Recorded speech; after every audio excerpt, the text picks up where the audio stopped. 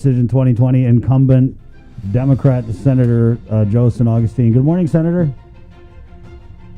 Morning, Chris. Morning, Sabrina. How you guys doing this morning? We're doing good. Thank you for joining us. Sure. Thank you for inviting me. I mean, every now and then you call me and I try to ignore your calls, but one day I'm going to have to answer your calls, right? Right, Chris? I mean, especially this month. I know you're going to come visit me again. So that's not a problem. I ain't visiting anybody because of COVID, so. We're confined to the Zoom room. I'll make sure I put a sign, Chris not welcome. It's COVID. But Sabrina, you're welcome to come and visit me. He a day. You see? Hey. He a day. Anyway, Chris, how can we help you today? Well, I see what you did there. Divide and conquer. Budget to deal with. Right, you do. So let's just talk about that, Senator. Oh boy. With the budget, you being the budget chair, let's look at your performance this term. What do you believe are some of the highlights of your performance as the budget chair of the Guam legislature? Well, on the budget side, Chris, well, let's start out. Number one, we honestly believe we've promoted a balanced budget in 2020, and everything was going great until the COVID hit. Now for 2021, we're just trying to make sure that we don't over budget. We try to keep the costs as conservative as possible. What are some of the accomplishments we did this year? I have to promote number one. If it wasn't for the COVID, I think when we promoted the minimum wage increase, it was helping about 2,300 folks. And then because of the COVID, we promoted the amendment to the Dave Sanchez Act. So, the other areas, gosh, there's a lot of things I get involved in. My areas are more, the agencies are the Guam Election Commission, the Guam Housing, and GURA. But all the other agencies I participated on trying to find ways to assist every agency here on Guam. And some of the agencies may say today that, wow, you didn't give me a lot of money. Well, there's only so much money you can spread around. And as long as we try to distribute it as equally as possible to ensure that generally everybody's, that every warm body that's in the Gulf of Guam is being funded. Now, and we're meeting all the mandates that are stated by law. And we're trying to just get through these tough times. And I know that the administration has promoted that we should be seeing better times in the future. But until such time, I just don't want to push more money into the pot and say, okay, well, let's increase here, let's increase. Hold on. We don't know what's going to happen tomorrow. We don't know what's going to happen in a couple months. Now, in the beginning of the next fiscal year, if everything starts to look better, GVB, our third leg of our economy is growing. The opportunity is there. Then okay, let's see how we can promote now providing more money to education, providing more money to public safety. Because those are the three areas we need to focus on: public safety, health, and education. And I know for a fact that the education is not getting everything they want. I was on the board of education. We could never get everything we want, and that's the reality of Governor Guam budgeting. There's only right, so much but now money that you're at the legislature, Sabrina? I was going to say, right, you've seen it from the other side, and having now been on this side over at the legislature, maybe they would have thought that you were going to fight for them. And I am fighting for them, Sabrina. Number one, we need to understand that when you take a look at the budget of Department of Education, let's just take a look at it as a whole. They asked for $300 million. And at the same token, when you take a look at their budget, then let's ask the question, how much have they used? If they had all that money, they've had, even when we gave them $200 million, 220, 219, something like that, how many vacancies did they maintain? Quite a lot. And that always bothers me, because when I was on the Board of Education, we promoted to hire more folks. Unfortunately, there are just not that many people in the market that we can hire. We can't hire every teacher in the world because, number one, we got to worry about, you've got now charter schools, you also got private schools, you also got DODEA. So the population of teachers are not there. And I've always asked Department of Education on several occasions, even when I was on the board, and even today, I said, what marketing program do you have to promote for teachers. I'll give you a good example, Sabrina, is that when you see the military, when they promote, how do they recruit folks in the high schools?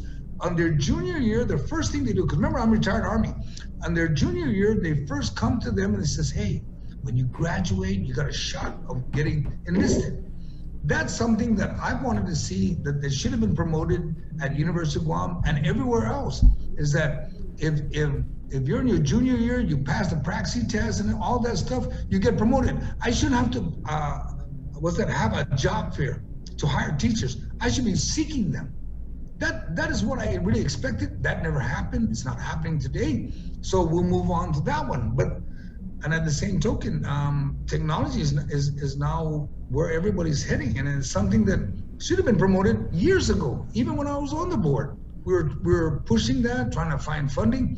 And if you remember, Sabrina, back then, when I was trying to get elected, the biggest thing was that every time I reached the legislature, is that how can you help the schools? They've always told me that it's too political. Well, you know what? I'm on this side of the street, and every time I'm the one reaching out. I'm saying to the chair, even the previous chairs, what can we do to help you now? And I show them their budget. I show them what's going on, and they're almost like, "But we need help." I says, "How can we help you if you have to first help yourself? Let's get better organized. Let's get this program on track. Let's get technology on." And that's what they're going to promote it. But 63% of the student population is going to be on technology. Mm-hmm. Well, I wanted to give you this opportunity, and we've asked this from some of the Democratic incumbents. What would be your response to those who might criticize you as just a puppet for Adelup? A yes man for Adelup? What would be your response? My response to, what was that again? Sabrina, can you repeat that? Are you a puppet for Adelup, a yes man for the governor? What would be your response? I'm not a puppet to anybody. As a matter of fact, the only puppet I'm to is to my wife and to the Lord above. Every time downtown would ask for something, they'd always say, "Well, Senator Joe, how can you help us on this?" I says, "Well, let's find out first what you got, where you want to go, then we'll see how we can get you there." But no, I'm not a puppet to any administration. As a matter of fact, we have to remember that, yeah, I'm a Democrat, but that doesn't mean that whatever Adelup wants, they're going to get. Take a look at the budget. They wanted, 781? I'm only promoting 775. We got to take a look at what we have, what we're going to do. And as much as the administration will love some things, and I've met with the governor on many occasions, the lieutenant governor, and all their staff, and I told them, if we can't see it at the end and it's not for the benefit of the majority of the people of Guam, I won't support it. And I'll just step away and says, you look for your votes on my colleagues, and we'll move on. And I'm comfortable with that. I'm a puppet of the people of Guam, if that's what you want to hear. Other than my wife is my first puppet master, but other than that, we move on. Go for it, Chris. What you got? This guy. You don't want none of what I got. Throw rocks. I won't throw rocks. Last administration, Chris, I had to deal with Governor Cavu Primo. Governor Cavu's my cousin. He threw rocks at me, and I took it, and we moved on. And I worked on this administration. Right. And revenue tax. I guess, Senator, go ahead. I wanted to just follow up on the whole puppet question. And can you just give us an instance then where you did bump heads and where you did disagree and you put your foot down with the governor or with this administration? Well, maybe you can give me an example of where you believe I was a puppet, and then. Oh no, I didn't say that you were a puppet. I said that what would be your response to those who might criticize you as a puppet. But you said that. Well, number one, Sabrina and Chris, on several occasions, the staff would contact my staff, and they would try to see how it would stand on a variety of things. And I've told them on many occasions that work with your oversight. I have an oversight of 3 agencies. I deal with the budget. I have the Office of Finance and Budgeting that is monitoring the budget of every agency. We've reached out to every agency and said, "Hey, what are you doing? Why is there's no movement, there's no activity? Let's make this work. Let's not come up with excuses why it's not working." And that's what the people of Guam wants. They want things to start working in their favor. We need to start promoting public service, not the people servicing only the government. It's the opposite. That's why everybody's been elected, is to serve the people, and that's all I've been doing. I've got a lot of activity in my office, and Right. Yeah, and I think that the puppet thing, Senator, it's really coming from your colleagues. I mean, we have them on the show here all the time. They're concerned that you have these meetings with Adelup that they don't know anything about. They're concerned that we're not in committee of the whole. Laying this all out and being transparent. So that's where I think that criticism. well. Comes from. If any of my colleagues, Chris, are believing that I'm a puppet, well, just because they don't get a phone call doesn't mean that I'm a puppet. Hey, if you want to touch someone, you might as touch, right? Reach out and touch someone. If you want their attention, reach out and touch them. They're oversight of their own agencies. When they call me, we're only talking about budget. They never talk about anything else, unless they're talking about GURA or they're talking about Guam housing. Then that's when I get involved. But if we're talking about the budget in general, Chris and Sabrina, every senator in this body, since I took over on the beginning of the term, we brief every senator of what's going on. And I know that for a fact, we've never done that before. We've never briefed, I was never briefed on my first term what the budget's gonna look like. Not one senator can say they did not know what was going on what information we have. We've shared everything we've got. Now, if I meet with the governor and the governor says, well, can you work on this? I says, no, maybe not. We're gonna see. And then I reach out to their oversight and say, what can you do for this? So I don't know what my colleagues are talking about. And if they want to throw me on the bus, they need to understand first that I happen to be the driver of the bus. They need to get on the bus, get with the program. Let's get it working for the people of Guam. All right, Senator. Thanks.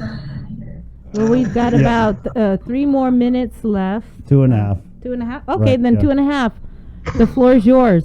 Go for it. Closing statement. Okay, the floor is mine. Well, Chris, just so that the people of Guam know my background, I'm a former police officer.